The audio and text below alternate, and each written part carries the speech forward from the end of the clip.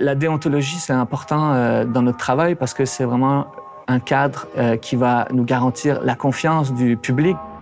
Je m'appelle Thomas Gerbet, je suis journaliste à Radio-Canada.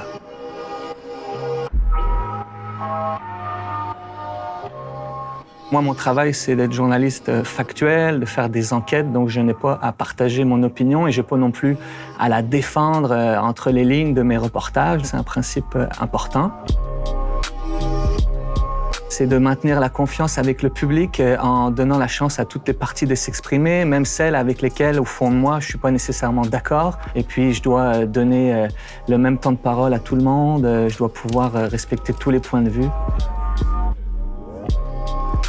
Il y a beaucoup de choses qu'on ne peut pas faire comme journaliste, puis d'autant plus comme journaliste de fait, donc je ne peux pas te donner mes opinions, que ce soit dans mes reportages, mais même sur la place publique, sur les réseaux sociaux, surtout que moi je suis amené à travailler sur tous les sujets, dans tous les domaines, et je ne dois pas les partager pour ne pas justement que ça vienne teinter l'interprétation que les gens pourraient faire de l'histoire que j'ai racontée, de l'enquête que j'ai faite.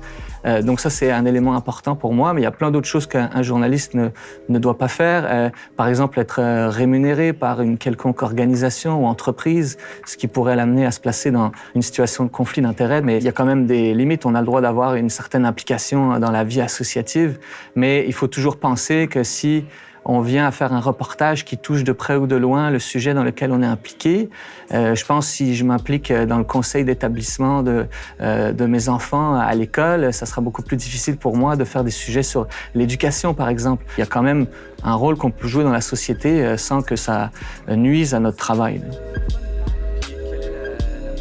Un conflit d'intérêts, ça peut prendre différentes formes, mais le meilleur exemple, ça serait, ma blonde, elle a un travail, elle peut avoir des frustrations dans son travail, et moi, je pourrais me dire, tiens, comme journaliste, je vais lui donner un coup de pouce, je vais faire un reportage qui va mettre de l'avant ce problème-là pour aider ma blonde à régler ses soucis, mais c'est quelque chose que je ne dois pas faire parce que c'est non seulement dans l'intérêt de ma blonde que je fasse ça, mais finalement, c'est dans mon intérêt personnel à moi aussi de faire avancer cette cause-là. Donc, tout ce qui peut m'amener un avantage personnel ne doit pas m'inciter à faire un reportage qui aiderait ma cause ou la cause de mes proches.